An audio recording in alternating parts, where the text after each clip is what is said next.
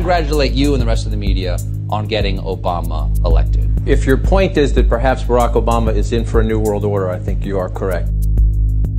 Mr. Huxley has recently returned from a conference where the discussion focused on the development of new techniques by which to control and direct human behavior through the application of physical coercion, through the appeal of ideologies, through the manipulation of man's physical and social environment, and more recently through the techniques, the cruder techniques of psychological conditioning. All revolutions have essentially aimed at changing the environment in order to change the individual. If somebody wants to build a coal power plant, they can. It's just that it will bankrupt them because they're going to be charged a huge sum for all that greenhouse gas that's being emitted. Sooner or later you have to bring in an element of persuasion, an element of getting people to consent to what is happening to them. We are in process of developing a whole series of techniques which will enable the controlling oligarchy to get people actually to love their servitude. To all the young people who are here, I want you to know what I'm going to be asking for. I'm going to be asking for all of you to serve this country. Love their servitude. Serve in the military.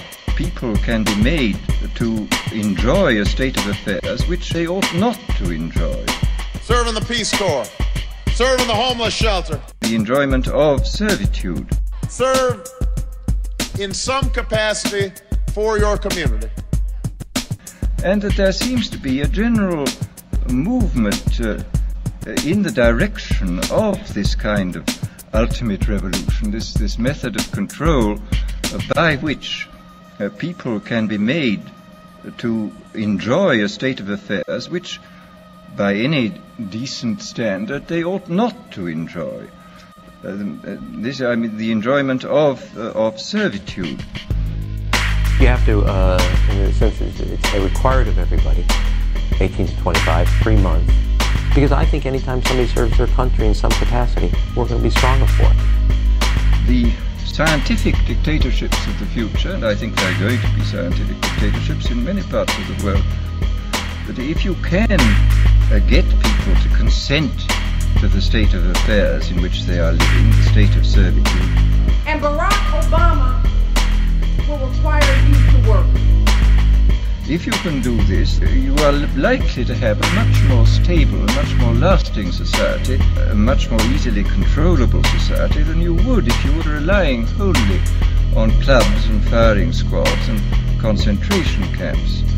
The Obama transition team is trying to figure out how to harness this support.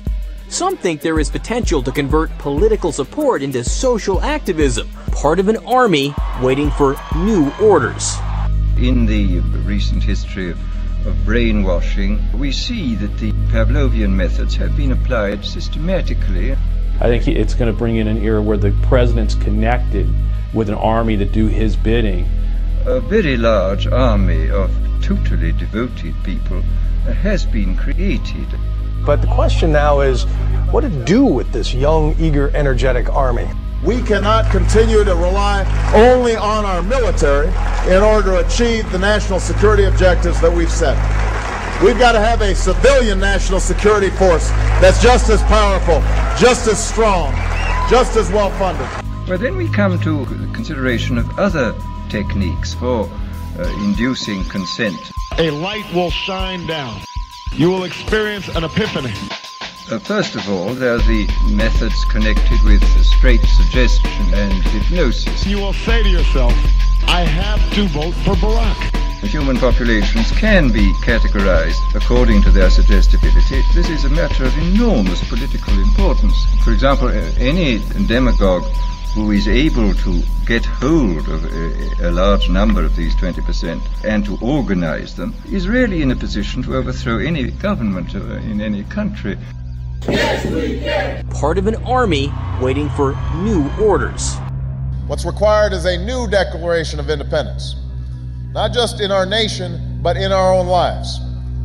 Independence from ideology and small thinking. Independence from ideology and small thinking. There is a real difference between ourselves and, say, the inquisitors of the 16th century. We know much more precisely what we are doing. I mean, what might happen if these fantastically powerful techniques were used by unscrupulous people in authority? Contrary to the rumors that you've heard, I was not born in a manger.